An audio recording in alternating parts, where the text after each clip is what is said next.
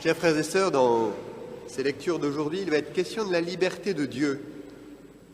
Tout d'abord, dans le livre d'Isaïe, on peut être un peu surpris de la manière dont le prophète nous présente ce Seigneur qui a l'air de jouer à cache-cache. Chercher le Seigneur tant qu'il se laisse trouver. On voit bien les enfants, parfois, ils jouent à cache-cache et pour que ce soit un peu plus facile, il y en a un qui laisse pendre un bout de son manteau pour qu'il se fasse trouver plus facilement. Est-ce que le bon Dieu est comme ça avec nous ? Ce serait un Dieu un petit peu sadique finalement. Je me cache, j'apparais. Il ne faut pas se méprendre sur la manière dont le prophète évoque ce trait de caractère de Dieu, si l'on peut dire. Non, le Seigneur se laisse trouver et il faut le chercher parce que justement il se laisse trouver. On pourrait traduire « chercher le Seigneur dans la mesure où il se laisse trouver ». C'est très important de resituer ce texte-là. Le prophète s'adresse à ces hommes découragés. C'est le peuple hébreu qui a été emmené en exil à Babylone et qui est découragé. Il a la tentation de la désespérance. Dieu l'a-t-il abandonné ? Et alors le prophète lui dit « Non, cherche le Seigneur parce que justement, encore aujourd'hui, il se laisse trouver. » C'est tellement concret dans nos vies. Dès que nous avons une épreuve, on a l'impression que Dieu nous tourne le dos. Et alors, qu'est-ce qui se passe ? Et ça, c'est subtil et il faut être très attentif. Le doute, le soupçon sur Dieu. De toute façon, Dieu ne m'intéresse pas. Combien de fois j'ai rencontré des jeunes, des adolescents, et je le dis souvent, mais ça me frappe à chaque fois. Ma grand-mère était malade, j'ai prié le bon Dieu, elle est morte. J'ai arrêté de prier. Le bon Dieu n'existe pas. Ça va vite. Et ça peut aller très vite si notre foi n'est pas enracinée. C'est très important de savoir qu'un Dieu silencieux n'est pas un Dieu absent. Sinon, ce n'est pas Dieu qui nous tourne le dos, c'est nous qui allons lui tourner le dos. Alors accepter que Dieu silencieux ne soit pas un Dieu absent, c'est un long chemin. Nous avons besoin souvent de grandes démonstrations pour que les gens nous prouvent leur affection, leur amitié. Mais Dieu, souvenez-vous, il n'est pas dans le tonnerre, il n'est pas dans le tremblement de terre, il n'est pas dans le feu, il est dans cette brise légère. Et il nous éduque à l'intériorité. Il veut être présent non à nos sens, dans ces grands phénomènes spectaculaires, non à nos sentiments, avec ces grands élans affectifs que peut-être un jour dans notre histoire de foi on a pu ressentir. Il veut être présent à notre cœur. Cette dimension très intérieure est souvent cachée. Il faut parfois des années et des années pour que se forme en nous ce cœur, c'est-à-dire cet organe qui soit capable de découvrir Dieu. Les pères de l'Église disaient « le cœur, c'est le lieu de Dieu ». Alors ça émerge à la longue, c'est vrai, ce cœur. Et souvent, c'est en regardant sur notre vie, en portant le regard sur ce que nous avons déjà vécu, que nous pouvons voir que Dieu était là. C'est ce qui frappe dans les saints. Dieu, absent à leur sens, absent à leurs sentiments, mais enraciné comme un roc, que Dieu est là à chaque instant. La petite Thérèse, dans le noir le plus absolu de cette nuit de la foi, dit « le plus profond, c'est la joie, parce que Dieu est là ». Alors elle le perçoit avec le cœur et non avec les sentiments, si je puis dire. Ça, c'est très concret. Un vieux couple, eh bien, un vieux couple, il n'y a peut-être plus les attraits des sensuels, de l'érotisme ou même les grands élans de sentiments, mais l'un ne peut pas vivre sans l'autre si vraiment ils s'aiment. C'est le cœur qui parle, c'est le cœur qui est attaché très profondément. Alors c'est tout un chemin de conversion pour accepter justement de voir ces marques d'amour, pour justement ne pas rester dans l'extériorité. Pour le dire autrement, se convertir, c'est rendre à Dieu sa liberté. Comme dans cette épreuve du peuple hébreu, eh bien, Seigneur, tu te manifestes à travers l'épreuve, à travers les difficultés, mais je sais que tu es là, béni sois-tu. Tu veux que je passe par l'épreuve, la maladie, parfois on le dit avec grande douleur, béni sois-tu. Tu veux te manifester à moi à travers des moments plus heureux dans ma vie, béni sois-tu. Il faut lutter à chaque fois que s'élève en nous le soupçon, parce que c'est le réflexe originel d'Adam, de douter de la bonté de Dieu. J'aime cette définition des Juifs qu'ils donnent d'eux-mêmes. Qu'est-ce que c'est que le Juif ? Le Juif, c'est quelqu'un qui est pour Dieu, c'est quelqu'un qui parfois est contre Dieu parce qu'il va l'admonester, il va le critiquer, il va le gronder, si je puis dire, il va l'attraper. Mais le Juif, c'est quelqu'un qui n'est jamais sans Dieu. Et ça, c'est important. Enseignons à nos adolescents cette attitude. Tu n'es pas content de ta vie.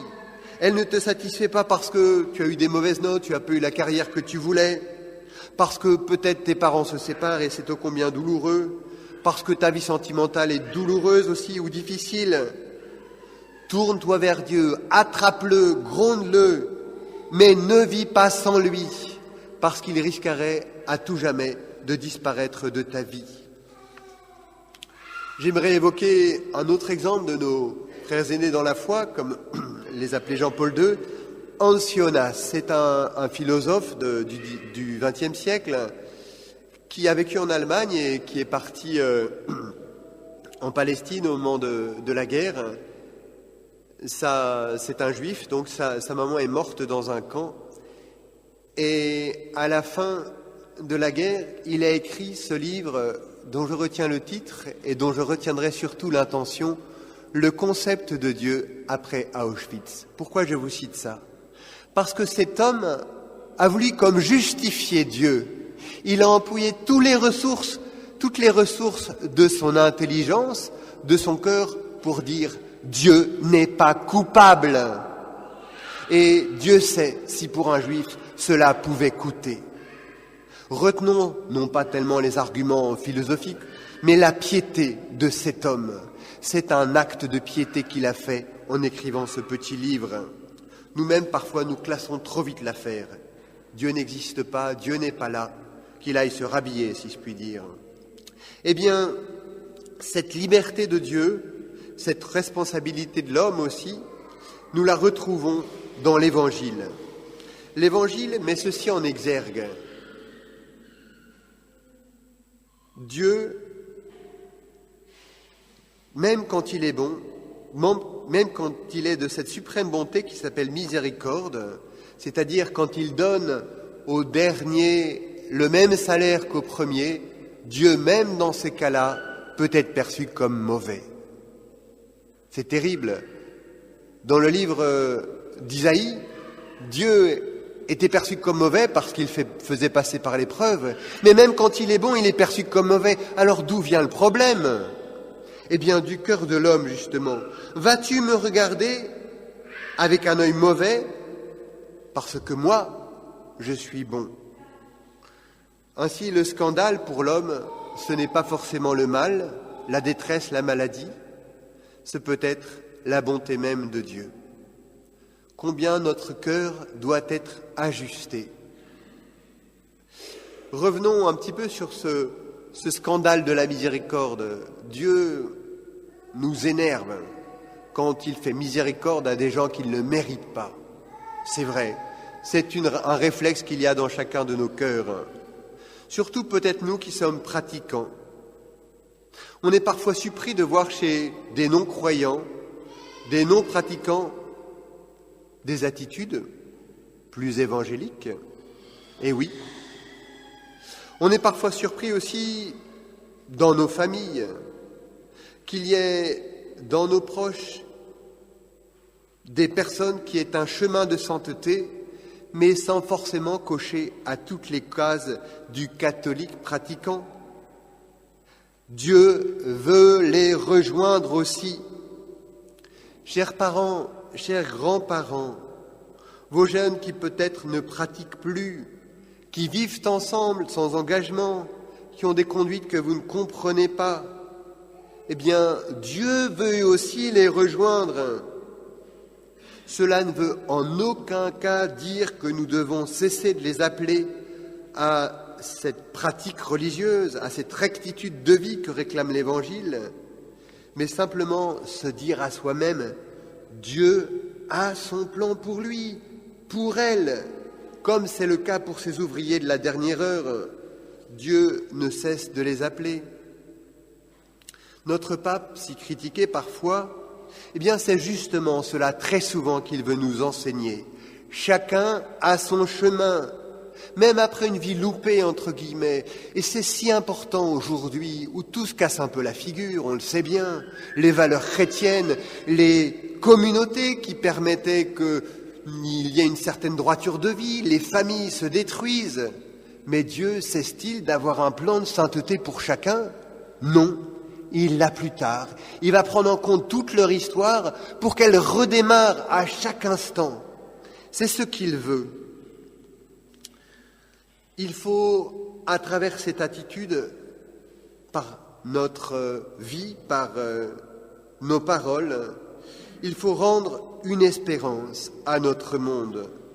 Dieu n'est pas venu pour le condamner, mais pour le sauver. Bien sûr, il faut cet équilibre extrême entre cette rectitude intérieure et les exigences que nous pouvons demander, et cette miséricorde, cette intelligence des situations, cette mansuétude du cœur. Seule la grâce peut donner cet équilibre. Le Père Jean aimait à le répéter. C'est la Vierge Marie qui nous donne cet équilibre parce qu'elle est pleine de grâce et qu'elle savait parfaitement doser l'exigence et la miséricorde. Si nous ne sommes pas des amis de Dieu, si nous n'avons pas une vie intérieure profonde, nous ne pourrons pas avoir cette attitude ajustée qui permet au cœur de s'ouvrir et de revenir à Dieu.